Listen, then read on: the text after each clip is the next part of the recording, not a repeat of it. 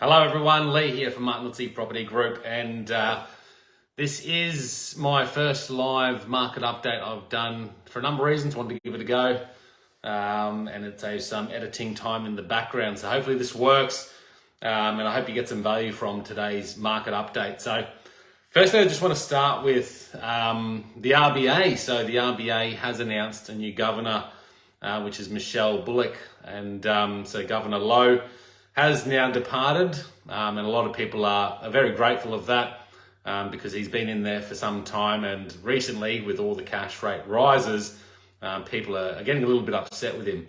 However, I don't think Michele's job is going to be any easier. She's got a hard task ahead of her, and looking at some of the key aspects of that role, it's really to try and stabilise the economy and keep the economy growing as well.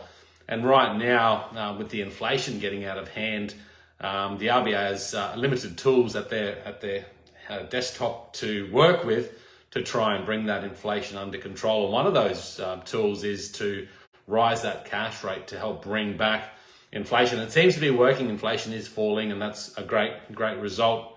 But the economy is still quite strong and still growing fairly well. Unemployment's really good, and the housing market is still quite strong as well. So I think the difficult task is if Michele comes in and raises the cash rate again, the higher this cash rate goes, the more likely it is that she could tip the Australian economy into a recession, which obviously she doesn't want to do. On the other hand, if she starts to ease back on the cash rate, lowering that cash rate back, that might cause another surge in property prices and obviously the inflation rate to climb again as well. So very hard balancing act right now. And if you look at some of the stats across Australia, the property market's still very strong. People keep asking me, is the market slow? And yes, it is slower than what we experienced in 2021 and 2022. And that's where all that boom and significant growth, where property prices are up 30%, etc. That's where that happened. So it's not the same as then. But it's still a lot stronger than it was pre-COVID, the 4 to 5 years ago.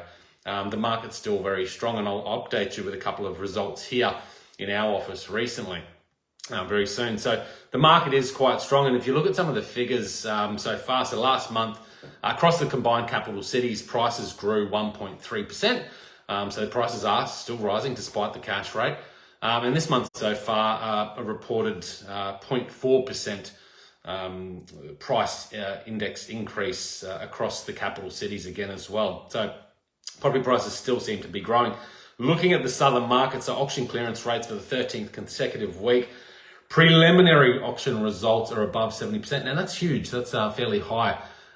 Brisbane and Canberra didn't fare so well last weekend, but certainly the southern states, Sydney, Melbourne, Adelaide even reported great results in the auction clearance rates. So that's a really good sign of buyer confidence returning to the market and people jumping back into the market to secure property. Property is one thing they need. I'm going to touch on some of the demand side of things in just one moment. So looking at the stock levels, so we have seen in recent months a significant shortage of properties available for sale, record low properties for sale. In the southern states, they have reported a number of new listings coming to the market unseasonably. For them down there, and winter's fairly quiet. Up here on the Sunshine Coast, it's fairly balanced, but unseasonably they've seen a lot more properties come to the market, still below the averages, I believe, but looking at the amount of properties coming to the market, it means, number one, maybe sellers are getting confident that the prices are still good or improving, so they're actually jumping back into the market after delaying it for some period of time. And another thing I think might be at the top of some sellers' minds is that if the cash rate does rise one or two more times between now and the end of the year, they're trying to jump in early to avoid that potential price cliff that could happen if that cash rate goes up and more people come to the market, causing an oversupply of properties and less demand, obviously, with that as well. I don't think that's going to happen, but it certainly could happen. It's one of the scenarios that could play out. So maybe some sellers are jumping into the market to capitalize now rather than waiting if prices drop in the next 6 to 12 months. We have seen some investors up here on the Sunshine Coast. There have been a number of new listings coming to the market, still below the averages certainly, and not as significant as some of the southern markets are reporting. But there are a few more properties for sale that I've seen over the last couple of weeks here in the local area on the Sunshine Coast. Well, that's good news for buyers. And I have heard of investors, and I've seen investment properties coming to the market for sale because the return is just not as great as it was 12 months ago when that cash rate was very low as well, because the interest rates now are up here. And even though the rental returns are quite good, it's still not justifying the return on investment through the increased mortgage repayments that are necessary to fund that property. So that's the market update. Now, looking at demand at the moment, this is a report by Martinuzzi, someone who I subscribe to, who shares some really relevant data. Now, he looked at new housing demand over the last 5 years being about 147,000 properties per year for the past 5 years. In the next 5 years, it's forecast that the demand for new housing will be almost 100,000 more properties, so 227,000 per year for the next 5 years. So that's for new housing demand. And he said in this year, 2022, 2023, the demand for new housing is close to 280,000 dwellings. So that's a huge amount of new dwellings required to support the growth. Now, where they get that figure on is the average number of people per house. And then they also look at the population growth forecast for the next 5 years as well.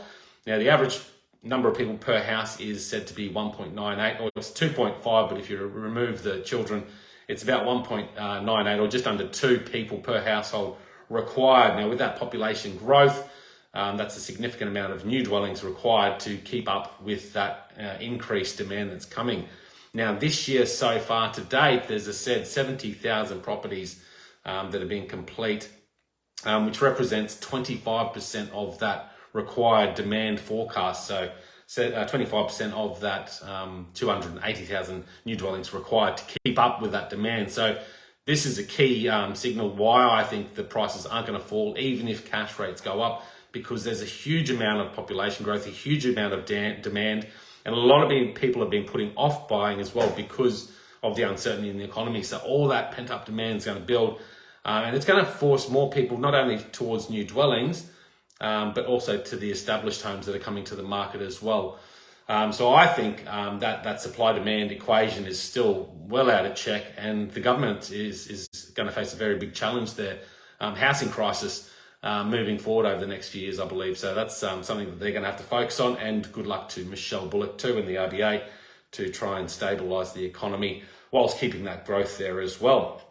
Now, looking at all that, in light of what I've just said, the market is still strong, whilst it is slower than the last, the boom times that we experienced recently and had to slow down. We're seeing some really good results come through here in our office at MPG. Now, recently we had 5 Rosegum Court in Palmwoods here, Old Orchard Estate, lovely home, well presented, on the market. Within 5 days, we had multiple offers received, and we got an offer that we just couldn't refuse. So that's sold. Very happy buyers and sellers there. We had another 2 properties that we run these 3-week campaigns for. 3 weeks is a very good campaign length at the moment, I believe. And 2 properties we've just done that for. Both received multiple offers within that 3-week campaign. And I'm very grateful to say that both owners are happy. They've received some really good offers, well over their expectations. So they're very happy as well. And again, multiple offers in a short period of time. And a sale being achieved. So it's good results all around there. Every property is different, of course, and the things that we always look at is price, presentation, and location. Those 3 things are key to selling any property. So guys, that's my market update. That's my live video this week. I hope you've enjoyed it. As always, local here in the Sunshine Coast hinterland area. If there's anything we can help you with, whether it's buying, selling, rentals, community, we're very active in the community as well. Please give me a call. We'd love to assist. I hope you're well and have a great day. Talk soon.